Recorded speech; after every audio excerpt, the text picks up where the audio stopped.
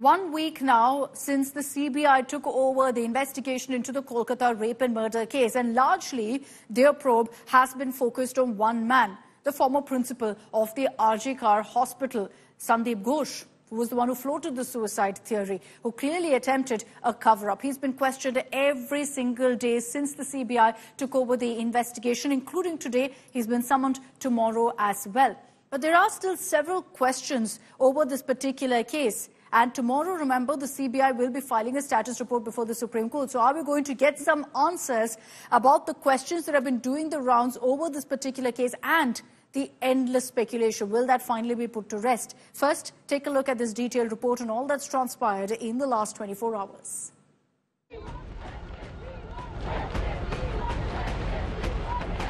The probe into Kolkata rape and murder case is at a crucial stage. The CBI, which met the family of the victim, has focused on the former principal of RG Kar Medical College, subjecting him to multiple sessions of marathon grilling.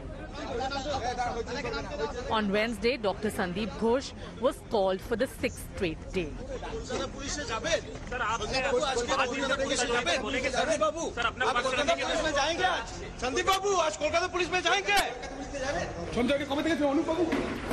CBI has also grilled ASI Anup Datta, an aide of rape murder accused Sanjoy Roy. The Kolkata cop was seen running away to evade the media ahead of his questioning. Two assistant commissioners of police and an inspector were suspended for negligence over mob vandalism at Kolkata's RG Kar Medical College and Hospital, the scene of crime.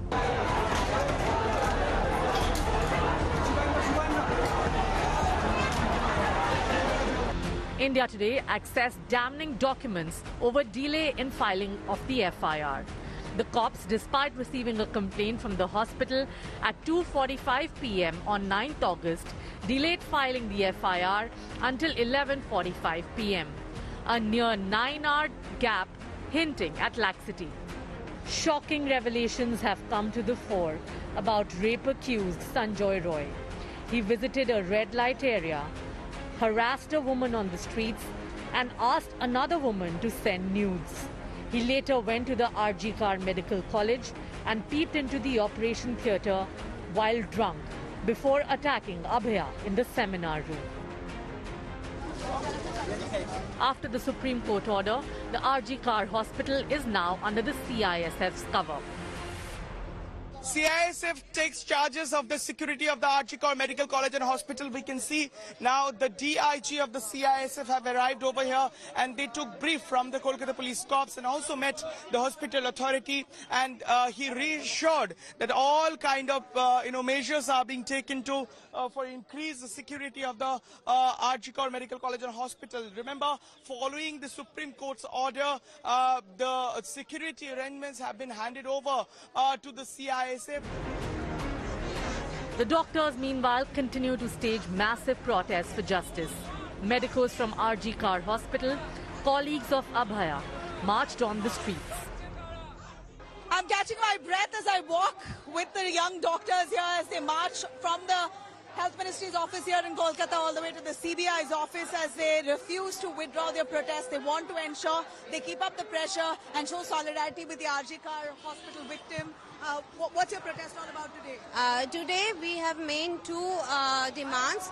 First is we have peacefully gathered around CGO complex. That's just a message to the CBI. It's a request so as to do transparent investigation and so as to bring up with the report that will be presented tomorrow in the Supreme Court.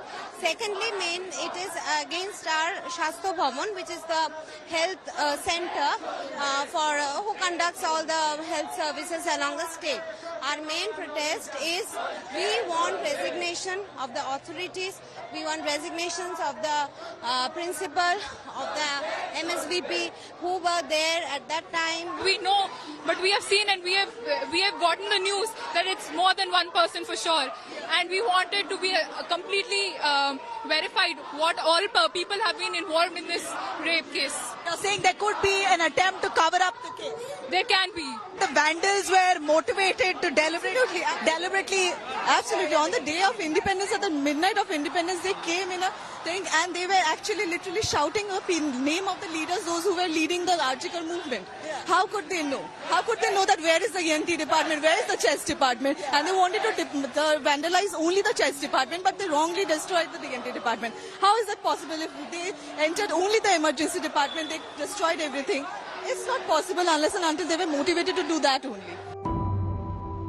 Amid battle for justice for Abhaya, India Today has accessed the heartbreaking last diary entry of the young doctor, where she noted down her dreams to excel in medicine, ambition to win a gold medal, and her love for her father's well-being. A young and promising life violently snuffed out.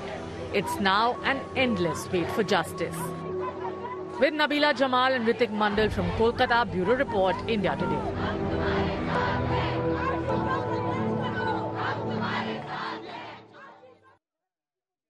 All right, let's focus now on the CBI investigation. What has it been focused on, centered upon for the last 1 week? Here's a look at who the CBI has summoned, who's been questioned so far in the case. The first thing that the CBI did in this particular case was to go ahead and take custody of the main accused, the accused rapist Sanjay Roy, who even at this point remains in CBI custody. And then you had a big development that came in just a few days ago when you had ASI Anup Datta also being called in for questioning, allegedly linked to the main accused, to Sanjay Roy. Now, there were some allegations also that Anup Datta was contacted by Sanjay Roy right after the crime, which is why his statement was extremely crucial.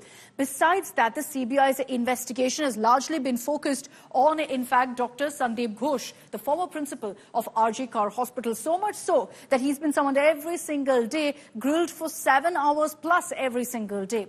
Now, beyond that, in the RG Kar Hospital itself, 4 PG trainee doctors have been questioned. 3 batchmates of the victim have also been questioned. And these 3 batchmates were the ones who were with her just before the crime took place and left the hospital after they all sat together, ordered in food, and watched the Neeraj Chopra match at the Olympics. They left, but their statements are extremely crucial as to exactly what time they left and till when they were actually with the victim. So this is where the CBI, this is what the CBI investigation has covered right up until now. But like I said, there are still a whole lot of questions really about this particular case. And the biggest one that I see a lot of discussion on social media also over is whether this was rape or whether it was gang rape.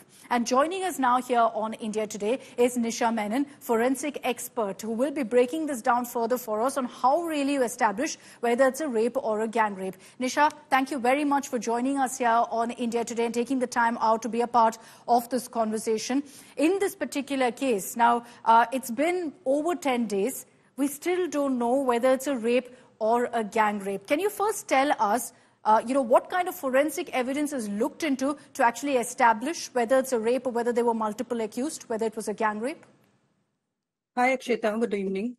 In this particular case, where there are a lot of forensic evidences which is related to a sexual assault or a gang rape case or even a rape case, when we talk about the forensic evidences, it is just not restricted to the bodily fluid which is seized after the postmortem. It is all the type of evidences, right from whatever is being collected from the crime scene. It may be blood spatter patterns also, blood patterns also. It may be residues which are there in the fingernail, on the body, swabs and smears on the genital areas inside the body and other crucial areas. So everything which is seized by the investigators or the crime scene management team is investigated. Now, when we are talking about this DNA profiling thing, there are multiple things. It is just not the bodily fluid which is collected from the victim's body. It is even the samples, the saliva samples which might be there on the body. It might be the fingernail samples. It might be some tissues which have got accumulated onto the body or to any nearby object which is found at the crime scene. So every important detail, every important exhibit which is collected from the crime scene is equally important as a forensic evidence in extracting what sort of crime and how many number of people have been involved in this particular crime. Mm-hmm. In this particular case, and in general, actually, not just focusing on this particular case, how long does it take for a DNA profiling, for example, to take place? Does it take 10 days? Does it take, a month for those kind of tests to be conducted? For DNA profiling, first of all, let me make it very clear. DNA is not as simple as you speak. It's a very cumbersome process. And when specifically there have been cases where there have been single perpetrator, only one single accused is there in a sexual assault or a rape case, and cases like this where it is suspected to be multiple or a gang rape. Now, DNA profiling in both of these cases is slightly different. When the bodily fluid or all the other exhibits which are collected like tissue samples, saliva, swabs, smears, everything is subjected to DNA profiling. And when DNA profiling is done, first of all, the profile which is generated, first of all, there is an elimination of the DNA profile of the victim, and only the profiles which are visible are fine. Then we come to know that there are like number of multiple profiles which have been there in that fluid. So once the elimination process is done, the number of perpetrator or number of accused, that might be the samples of that particular profile of those people. And then subsequently a YSTR, that is Y chromosome, that is specially linked to the males, is tested, which is technically known as YSTR analysis is done. And we can segregate the number of male people's profile which has been generated in that particular sample. Now, talking about all these things put together, there are multiple factors which are linked in DNA analysis, and the time taken is exactly proportional to what type of sample it is. And it is a very difficult and cumbersome task for specifically DNA profiling when it's a mixture sample. It depends upon the ratio, the quantity, the quality of the samples which is collected. Everything plays a very crucial role. And for a DNA profiling, if it's a single perpetrator or a single accused, it generally takes approximately minimum of 2 weeks. And if it is a gang rape wherein multiple accused or multiple perpetrators are there, it might even take 2 months. It may be 1.5 months also, and completely depends upon the integrity of the sample which is collected and the type of sample which is collected. What you're telling us is extremely interesting. If I were to focus on this particular case, if we were to get answers about whether this is a gang rape, at least based on forensic evidence, based on DNA profiling, you're telling us it could take up to 2 months. It might take, depending upon sampling, segregation, and that is the maximum time limit. And the minimum, like 2 weeks to 6 weeks, anyhow, it is going to take. It is not that simple as we speak. Okay. All right. Very, very interesting. Thank you very much, Nisha, for joining us with your expert views really on this and breaking it down for us. I think what Nisha Menon has told us there it essentially tells you that this is an investigation that needs a lot more time. It will need a lot more effort also by authorities, particularly to answer the question that we're all asking right now, if there was more than one person involved in this crime. But so far, let me just break down for you what we know. There are a lot of claims, reports doing the rounds on social media. We just want to break down for you what the postmortem report has confirmed to counter some of these claims. First, that the victim's limbs were broken, highlighting the brutality of the crime. The postmortem report has confirmed that no limbs were broken. It's given details, of course, of 14 plus injuries on her body, but no limbs broken. There was also a claim and a viral video with that of one of, in fact, a close friend of the family saying that the victim's pelvic girdle was broken. Again, not true. The postmortem report has confirmed that no fractures were found on the body. So pelvic girdle wasn't broken. And as horrific as that is, that did not happen. However, the brutality of the crime very much noted in the postmortem. Now, there's another claim, again doing the rounds on social media, that 150 grams of semen was found in the victim's vagina. And it was using this that you had a lot of conjecture that this is actually a case of gang rape. Now, the postmortem report has found, and here's where there was a lot of misinformation that was spread, that the weight of the internal and external genitalia was at 151 grams. So it wasn't really the amount of semen that was found, but the weight of the internal and external genitalia, that was 151 grams. So no, it wasn't the quantity of semen that indicates gang rape at any point. That investigation is still underway, and the postmortem, looking at the details that we have, hasn't at any point indicated in any way that there's evidence of a gang rape.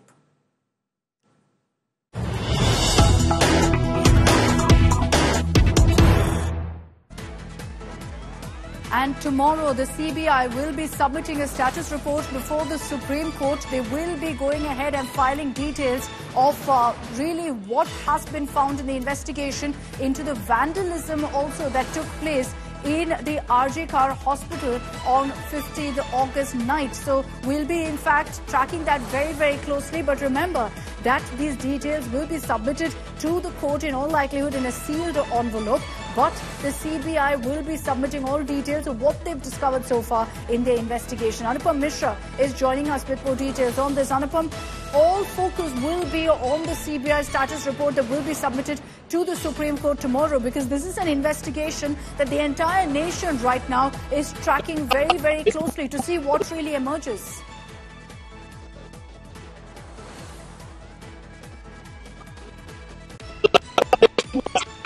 All right, apologies. We'll reconnect with Anupam in just a bit. Let me take this across in the meanwhile to Indrajit Kundu for more details. Indrajit, the focus right now will be on what happens tomorrow in the Supreme Court when the top court resumes its hearing in the matter. But the biggest headline perhaps is that the CBI will be submitting its status report tomorrow.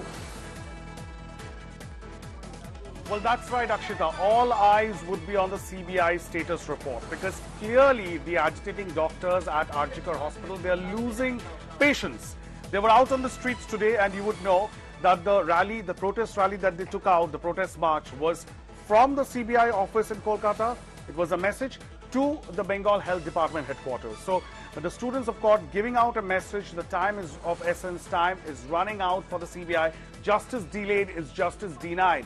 That's what the students who are protesting right now are saying. The ball is firmly in the court of the CBI.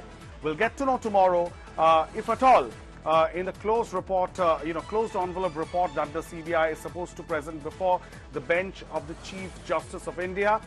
Even the Calcutta police will be submitting their status report tomorrow, what we are given to understand.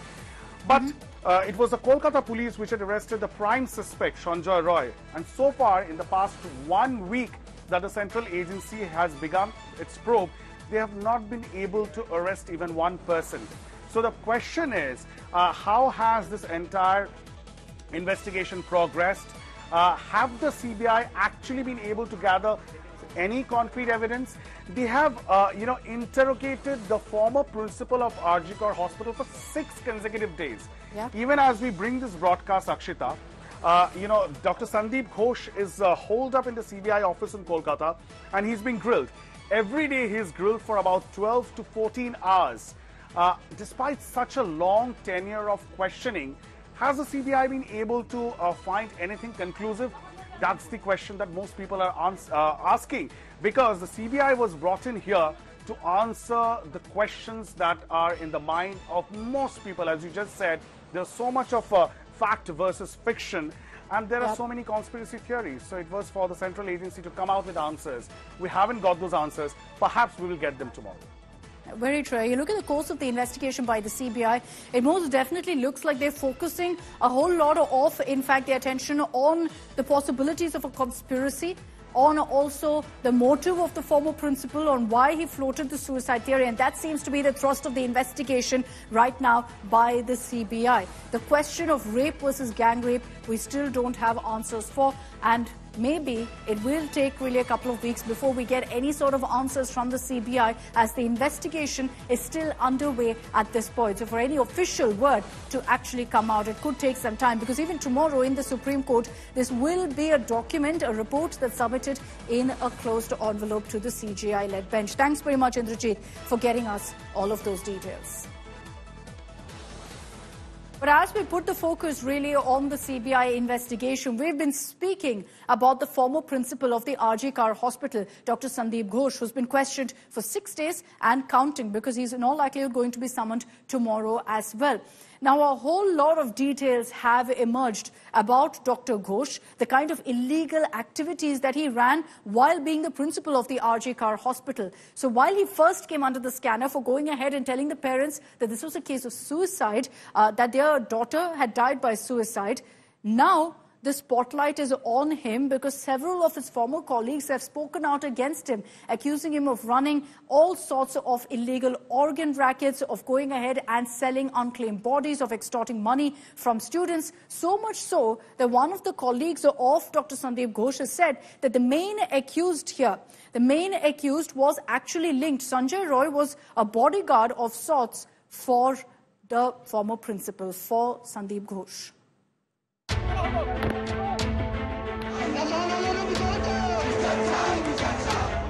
He's emerging as the villain in the RG Kar hospital rot. The man in the eye of the storm after horrific hospital rape and murder is witnessing more skeletons tumble from his closet. Former RG Kar principal Dr. Sandeep Ghosh, who sold the suicide theory to Abhaya's parents, has now been linked to the alleged rapist killer. His ex-colleague and a former superintendent of the hospital told India Today that Dr. Ghosh used accused Sanjay Roy as his security staff and a bouncer. जो main culprit Kolkata police की ओर से कहा जा रहा है, उसका किस तरह का वर्चस्व था वहां पे, कुछ आपको पता चला है? संजय राय को अभी मैंने देखा, उस टाइम में बहुत अच्छी तरीके से नहीं जानता था, बट मैं इतना ऑब्जर्व किया हूं कि प्रिंसिपल के जो बाउंसर होते थे 4 लोग, उसमें ये संजय राय भी था. Dr. Ghosh's ex-colleague hinted at a clear Bengal government patronage for the tainted principal, revealing that he was shielded despite a vigilance probe finding him guilty for multiple misconducts. Akhtar Ali said that the state government had instead shunted out members of the vigilance probe team the same day of the damning report. मैंने जब inquiry report submit कर रहा था, उसी वक्त पहले उन्होंने मुझसे अपना बंदा भेज करके नेगोशिएट करने का कोशिश किया. जब नहीं कर पाए तो मुझे डराने धमकाने का कोशिश किया गया. फिर उसके बाद मेरा तबादला कर दिया. उन्होंने करवाया, उनका इतना पावर था तभी तो. अब देख नहीं रहे उनका पावर. 2 बार उनका ट्रांसफर हुआ, फिर इतना कुछ देने के बाद आज तक उनके अगेंस्ट में कोई इंक्वायरी नहीं हुआ. The former principal also found himself facing charges of shooting porn films, running an extortion racket and being brain behind a biomedical-based smuggling scam. There is a situation in this RG Medical College. The complaint of corruption, the complaint of extortion, there are complaints regarding exchange of money to make one pay, pass or fail. Dr. Ghosh was grilled for the 6th straight day by the CBI, which has found discrepancies in his statements. The powerful people who overturned the ex-principal's 3 successive transfers are also under lens. With Indrajit Kundu, Nabila Jamal, Suryagini Roy, Anirban Roy in Kolkata, Bureau Report, India Today. So all of these skeletons tumbling out of Dr. Sandeep Ghosh's closet, which begs the question, why wasn't action taken against him right up until now? If there were reports, if there were clear demands by former colleagues and exposés made by them of the kind of racket that he was running in the hospital. Let's show you how this former principal was shielded despite the mountain of evidence against him. First off, of course, is over what happened right now to Abhaya. No action was taken against him initially, despite floating the suicide theory. Only now has the Kolkata police actually cracked the whip after the CBI stepped in. Sandeep Ghosh wasn't booked for several days despite revealing the victim identity. Again, you've got some action being taken in the last 2 days. The last 1 week plus, nothing was done against Ghosh. He was found to be guilty of corruption in a Vigilance Commission probe, but no action was taken. This was last year in 2023. He was found to be guilty, and yet nothing was done. And beat this, there was no action against Ghosh, but the members of that vigilance group who had found him guilty were all shunted out instead. Now, there are multiple allegations against him of corruption, of organ rackets, of going ahead and also selling off unclaimed bodies in the hospital. All of that brushed under the carpet and ignored. 2 transfers, which were slaughtered transfers of Dr. Sandeep Ghosh, they were overturned by the Mamata government, so it didn't happen. The 3rd transfer happened after this rape case came to light, after Abhaya's rape. And then too, remember that in a matter of 4 hours, he was reinstated as the principal of the Calcutta Medical College. And if it wasn't for the students of that college protesting and saying we won't let him to enter, he would have conveniently taken over as the top job of another medical college in Kolkata. Now, the question that arises when we show you all of these attempts to shield him is who's doing that? Is it being done by the Mamata government? Is it being done by the higher-ups, by someone in the lower-rung spots, in the official spots? That's really the question that needs to be answered. But remember that this man is right now in the CBI spotlight as well, having been questioned for 6 days and counting. Now, as the investigation moves forward, details trickling in of exactly what happened on that fateful night when Abhaya was raped and murdered. The main accused, the accused rapist in this particular case, Sanjay Roy, reportedly has not just confessed to the crime, but has narrated the exact sequence of events. Our next report tells you exactly how Roy committed this crime.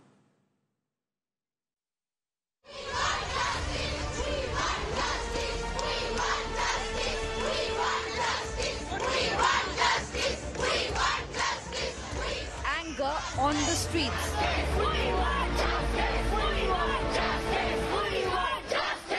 Calls for justice from across the nation after the brutal rape and murder of a doctor at her workplace, Kolkata's RG Kar Hospital.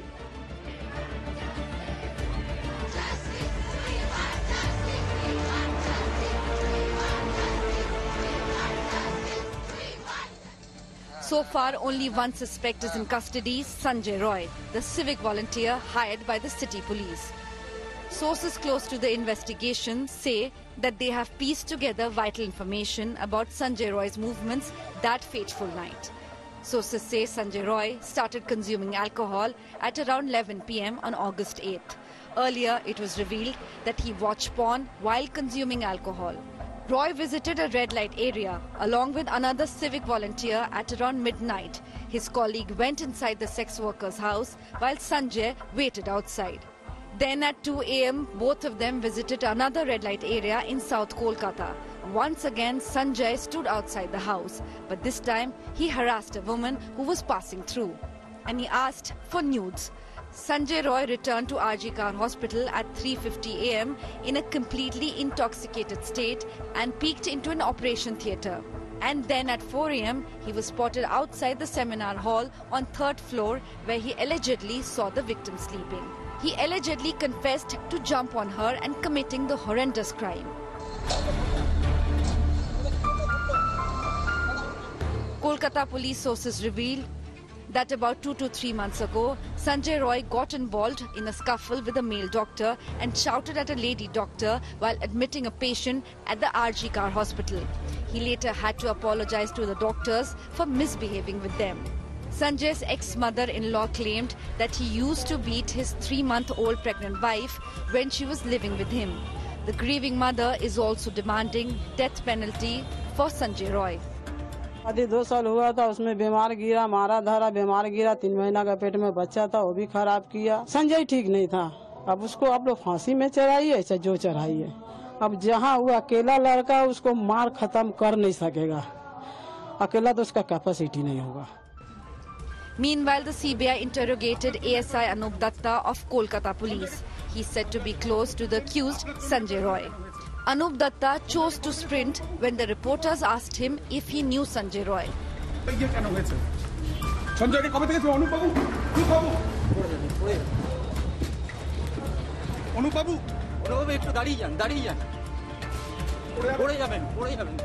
The CBI is now expected to conduct a polygraph test of Sanjay Roy soon to assess his involvement in the crime further.